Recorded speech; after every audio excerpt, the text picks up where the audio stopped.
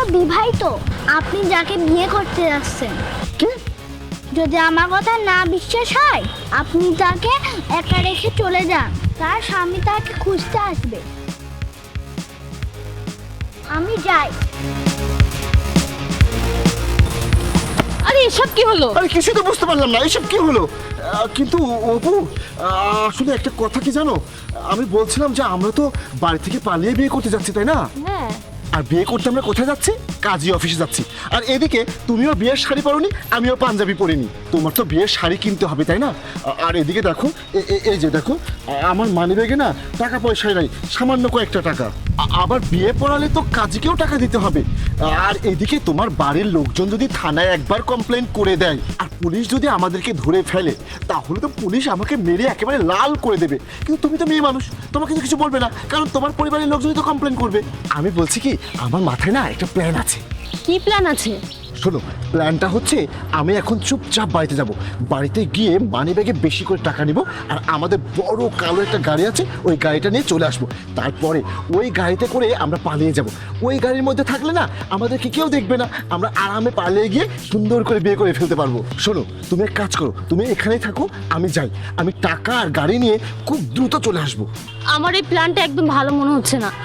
তুমি আমাকে এই নির্জন জায়গায় একা রেখে যাবে? এর মধ্যে যদি কেউ এসে আমাকে তুলে নিয়ে যায়?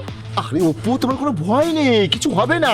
আর একটা এমন একটা জায়গা, এখানে কেউ আসে না তো, দেখছো না নিরিবিলি শুনশান রাস্তা, কেউ আসে না ভয়ে এখানে। আরে অপু, তোমার এত ভয় পেও না তো। তুমি তো জানো না যে আমার বাসা এখান থেকে খুব একটা বেশি দূরে না। ওই যে সামনে যে আবাসিক কলোনিটা আছে না, ওইখানেই তো আমার বাসা।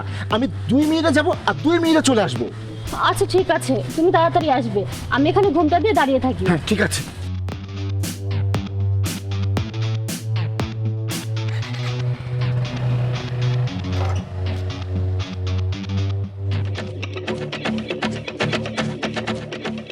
কি ব্যাপার?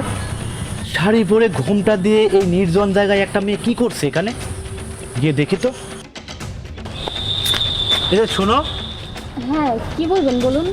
আচ্ছা তুমি কে বলো তো? আর তোমার কণ্ঠটাও কেমন চেনা চেনা লাগছে। দেখি ঘোমটাটা সরাই তো। অপু? হ্যাঁ আমি। কেমন হলো সারপ্রাইজটা? সারপ্রাইজ? সারপ্রাইজ ঠিক আছে, কিন্তু তুমি এখানে শাড়ি পরে ঘোমটা দিয়ে দাঁড়িয়ে কি করছো? আরে আমি দেখলাম তুমি ওখানে দাঁড়িয়ে আছো, তাই আমি একটু ভাবলাম তোমাকে অন্যরকম সারপ্রাইজ দিই। কিন্তু তুমি এদিকে কোথায় যাচ্ছো? আমি তো এদিকে একটু কাজে যাচ্ছি, কিন্তু আমি তো তোমাকে বাসায় রেখে এসেছি, আর তুমি শাড়ি পরে হঠাৎ করে এখানে চলে এসেছো। আমি তো কিছুই বুঝতে পারছি না। তুমি সত্যি করে বলো তো কি হচ্ছে? তুমি বেশ কিছুদিন ধরে আমার সাথে কেমন যেন ব্যবহার করছো। সত্যি করে বলো তো ব্যাপারটা কি? আমি তোমাকে বলছি, আসলে আজকে না আমার শাড়ি পরতে খুব ইচ্ছা করছিল। বিয়ের পর তো কখনো আমি শাড়ি পরিনি, তাই আজকে পরে বের হলাম। আর তুমি আসছো দেখে আমি ভাবলাম যে এখানে ঘোমটা দিয়ে দাঁড়িয়ে থেকে তোমাকে সারপ্রাইজ করে দিই, সেজন্য তো এখানে দাঁড়িয়েছিলাম। আচ্ছা চলো বাসায় যাই। আচ্ছা চলো। অপু, 1 মিনিট। অপু, এই অশিক্ষিত গেও মূর্খ এই চাষাটাকে? কি? সাশা? আরে ভাই, সে আমার বউ আর আমি তার স্বামী। কি? স্বামী? আরে ভাই, কোথায় তুমি আর কোথায় সে? ওর সাথে কি তোমার মানায়? হ্যাঁ, এইসব আপনার জানা লাগবে না, আমি তাকে বিয়ে করে এনেছি। অপু বলো। আর অপু, এসব কি? তুমি আমাকে 2 বছর ধরে প্রেমের নামে ধোঁকা দিচ্ছ, আর তুমি তো আমাকে বললে পালিয়ে গিয়ে বিয়ে করতে। কি বিয়ে? এসব আমি কি শুনছি? একবার আমাকে বিয়ে, একবার তাকে বিয়ে। বেয়াদব, আমার কি কমতি আছে যে তুমি আমাকে ছেড়ে তাকে বিয়ে করতে যাচ্ছ, তাও আবার প্রেম করে? আরে অপু বলো, তুমি তো 5 মিনিট আগেও আমার সঙ্গে পালিয়ে গিয়ে আমাকে বিয়ে করতে চাচ্ছিলে, আর এখন এই চাষাটা এখানে এসে সব কি বলছে? তুমি তার স্ত্রী? এই চাষা বলবে না আমাকে। আচ্ছা তোমরা দুজন চুপ করো, আমি তোমাদেরকে সত্যিটা বলছি। তুহিন যা বলছে সেসব সত্যিই বলছে, কিন্তু আমি তাকে নিজের ইচ্ছে বিয়ে করতে চাইনি। আরে আমি তো মনে করি তুমি আমাকে অনেক ভালোবাসো, আর তুমি এতদিন ধরে আমাকে এভাবে ধোকা দিচ্ছ। প্রতারক, আমাকে ধোকা দিয়ে তোমরা দুইজন প্রেম করে মজা নিচ্ছ, আর আমাকে বোকা বানাচ্ছ। আরে তুমি তো একটা বোকাই।